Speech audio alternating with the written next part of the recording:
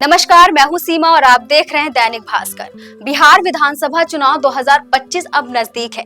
बिहार के विधानसभा चुनाव में इस बार प्रशांत किशोर की जन स्वराज पार्टी भी भाग लेगी। प्रशांत किशोर पिछले 3 सालों से बिहार की जनता को जन स्वराज पार्टी के रूप में एक नया विकल्प देने का प्रयास कर रहे हैं। बीते दिनों भाजपा, जदयू सहित कई बड़ी पार्टियों के नेताओं ने पीके का हाथ थाम लिया है।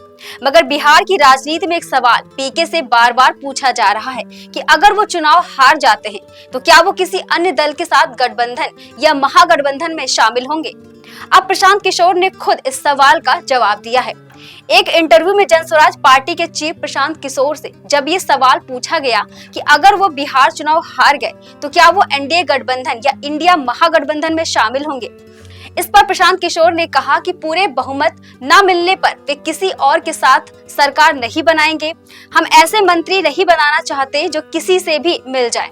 अगर सरकार फंसी तो भी वे किसी का समर्थन नहीं करेंगे, फिर से चुनाव लड़ेंगे। प्रशांत किशोर एक नहीं बल्कि बार बार ये दावा कर रहे हैं कि इस बार बिहार विधानसभा चुनाव में नीतीश कुमार फिर से मुख्यमंत्री नहीं बनेंगे। उन्होंने इससे पहले ये भी प्रेडिक्ट किया था कि बिहार में भाजपा हार जाएगी।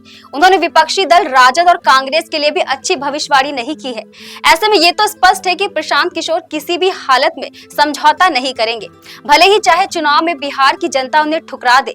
प्रशांत किशोर ने बिहार में पलायन के मुद्दे को काफी जोर शोर से उठाया। उन्होंने कहा कि पिछली सरकारें इसे गौरव मानती हैं कि उनके राज्य से लोग बाहर अन्य राज्यों में नौकरी करने जाते हैं और काम धंधा करने जाते हैं, लेकिन हकीकत में ये राज्य की कमजोरी है कि रोजगार की कमी के चलते लोग मजबूर होकर बाहर अन्य राज्यों में काम तलाशते हैं। प्रशांत किशोर ने पटना में कहा था कि उनकी पार्टी विचारधारा पर भरोसा करती है। प्रशांत किशोर ने कहा कि बिहार में अच्छी और सफल सरकार तभी बनेगी जब हिंदू और मुस्लिम मिलकर सरकार को चुनेंगे। उन्होंने ये भी कहा कि इस देश के आधे से ज्यादा हिंदू भाजपा के साथ नहीं है, भाजपा के साथ केवल कुछ हिंदू ही हैं। उन्होंने कहा कि जन स्वराज पार्टी का उद्देश्य ही यही है कि बिहार में महात्मा गांधी, जयप्रकाश, बाबा साहब अम्बेडकर, लोहिया को मानने वाले सभी हिंदू मुस्लिम मिलकर एक सरकार का चुनाव करें। अगर ऐसा होता है तो हमारी पार्टी भाजपा को हरा देगी।